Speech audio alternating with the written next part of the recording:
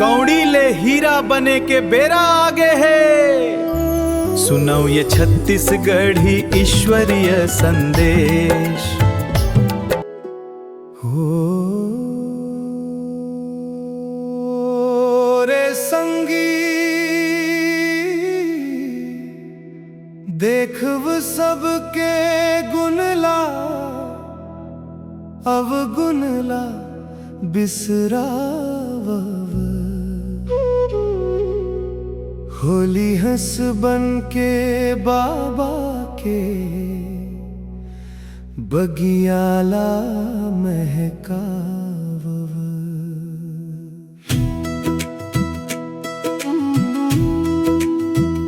समय के पूंजीला बचैया बन थे सदा विजयी। बाप दादा के वरदान पाके बन जाबो हम हूँ सही।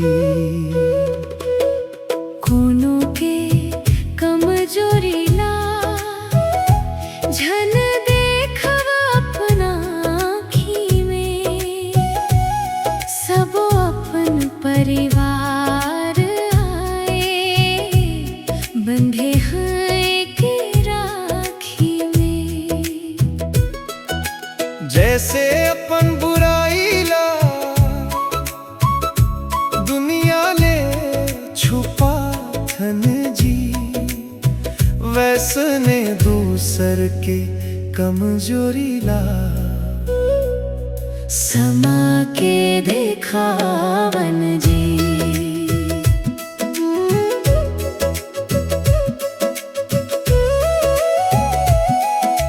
बेरा निकलत जावत है समय ला झन गवा बाबा। तीव्र पुरुषार्थी बनके मंजिल ला पा जावा। जेकर सुरता में दम है ओ कर जीत पक्की है। मुरली के हर शब्द में सुख के ही चक्की है। अरे ओ संगी चलव शिव बाबा के दुआरी। कौड़ी ले हीरा बना थे ओहा जग के पालनहारी। बाप दादा मिलके आए हैं हमर भाग जगाए पर। नरले नारायण बना के स्वर्ग के रत्ता दिखाए पर।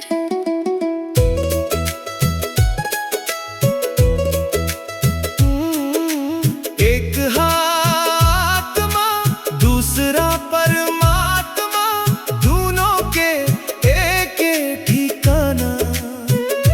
ब्रह्मा के तन में शिव बाबा आए हैं,